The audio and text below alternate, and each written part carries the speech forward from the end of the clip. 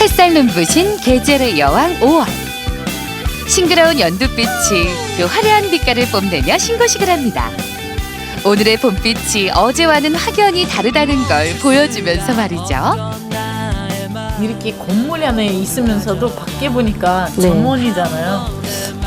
여기서 공부도 정말 잘 되고 왠지 시를 쓰고 싶은 그런 생각이 떠올라요. 수백 번 봄빛은 바뀌었지만 우암 송시열 선생이 남기고 간 정신바는 또렷하게 이어지고 있는데요. 오늘도 건강하게 뛰고 있는 우암 선생의 맥을 찾아 떠나봅니다.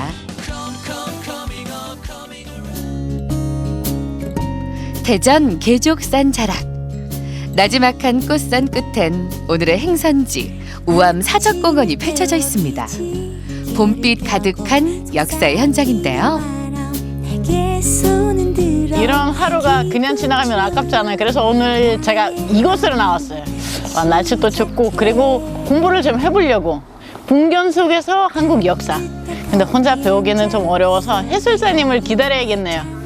근데 너무 안 오시는 거 아니에요? 빨리 왔으면 좋겠어요.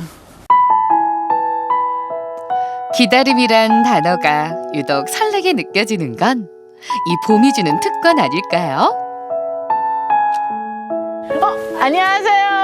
안녕하세요. 어머. 우암 선생의 선비 정신을 전해줄 김현실 문화 해설사입니다. 여기는 우암 사적공원인데요. 그 조선시대, 조선 후기에 정치, 학문, 사상을 주도했던 우암 송시열 선생님이 머무르셨던 장소입니다. 그래서 여기는 사적공원으로 우암 선생님을 기리기 위한 사적공원으로 조성되어 있는 곳이에요. 조선 왕조 실록에 3,000번이나 이름이 언급됐던 인물.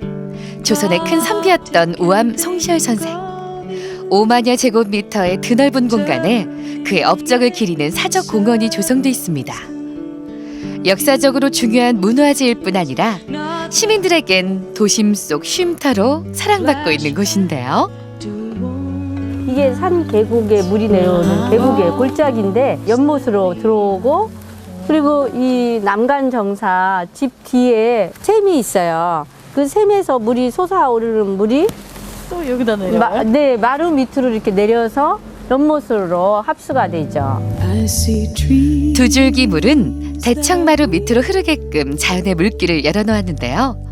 남간정사는 양지에 흐르는 개울이란 뜻을 갖고 있습니다.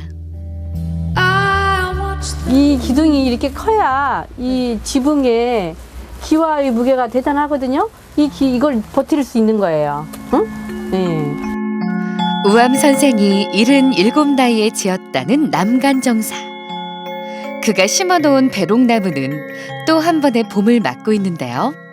우암 선생님이 돌아가셨을 때 이 나무는 건강하게 살아 있었죠. 그래서 우암에 가는 모습을 지키고 그 후도 이렇게 지켰는데 지금 이렇게 거의 고사가 됐어요. 자연의 순리를 거스르지 않고 지어진 남간정사. 정면이 4칸, 측면이 2칸으로 이루어진 팔짝 지붕의 기와집인데요. 옛 정취 그대로입니다. 여기 안에 있으면 선생님이 어떤 생각을 하셨을까? 어떤 공부를 하셨을까? 우리 우암 선생님께서는 나라 걱정하셨겠죠. 뭐 가까운 그 이제 선비들 모여서 그 토론하고 또 막 연구하고 또 막 같이 공부하고 이런 장소였어요. 전혀 낯설지 않은 느낌이었고요. 네. 자연하고 하나가 되는 느낌이라서 자연을 바라보고 서 있는 모습이 마치 허공을 그대로 끌어안는 것처럼 느껴지는데요. 물 위로 떨어지는 잎들이 지는 것이 아니라 이제야 비로소 자연과 하나가 됨을 알립니다. 이게 정말 이렇게 건물 안에 있으면서도 밖에 보니까 전문이잖아요. 여기서 공부도 정말 잘 되고 왠지 시를 쓰고 싶은 그런 생각이 떠올라요. 본래 여기에 자리를 잡았을 때 여기 안에 있는 사람 중심으로 해서 주변이 조성이 되는 거잖아요. 이 연못이나 이런 것이. 그러니까 진짜 경치는 이 안에서 봐야 되겠죠. 나무에 옹이가 덧대어져 세월의 흔적을 알리듯 작은 운치들이 모여 하나의 생명이 됩니다. 우암 선생이 수없이 고민하고 연민했을 시간들. 이젠 우리 모두의 역사로 함께 흘러가고 있는데요. 역사는 그렇게 현재 속에 살아있는 소중한 과거입니다. 공원 입구 한쪽에는 대전시 유형문화재 1호로 꼽히는 송자 대전 판목이 보관돼 있는데요. 우암 선생의 문집과 연보 등 4천여 개의 목판이 채워져 있습니다. 본래 이 목판으로 된 거는 영조 때 만들었는데요. 그런데 그 화양서원에 보관하고 있었거든요. 그런데 일제시대 때 그 화양서원에 불이 났어요. 그래서 이거를 1929년에 여기에서 다시 판목을 한 겁니다. 우암 선생님이 남긴 시든 누구한테 주고받은 편지든 그 분에 대한 모든 것을 기록한 것이니까 중요하죠. 우암 송시열 선생에 대한 더 많은 것들을 만날 수 있는 곳 바로 유물전시관인데요.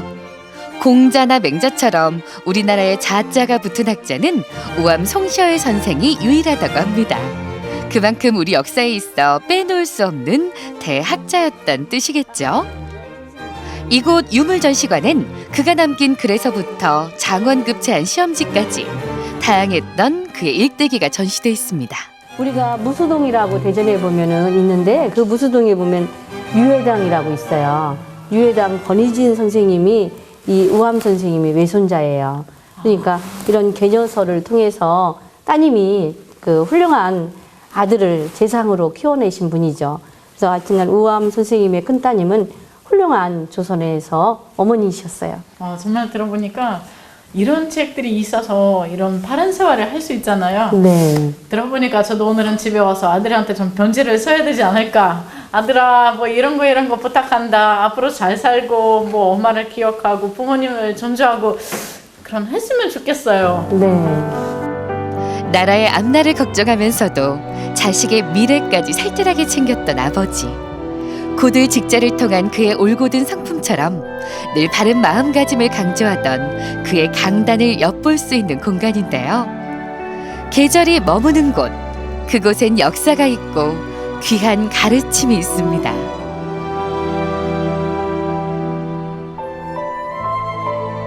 오늘은 우암 선생님의 흔적을 천천히 살펴보면서 솔직히 좀 부러워했어요. 물론 제 역사는 아니지만 한국의 역사에서 이렇게 나라를 걱정하고 나라를 위해서 사시는 분들이 있다고 하니까 정말 오랜만에 가슴이 뿌듯하고 오늘은 뭔가 많은 거를 얻고 가는 느낌이에요. 알면 알수록 우리를 견고하게 하는 버팀목, 역사. 돌뿌리 하나, 흐르는 물줄기 하나도 거스르지 않는 자연을 향한 배려가 있습니다. 당연한 게 없는 세상의 이치 속에 우암 선생이 전하는 올곧은 가르침. 5월의 포근한 햇살을 타고 오늘도 우리의 마음을 비춰줍니다. Always believe there was something more.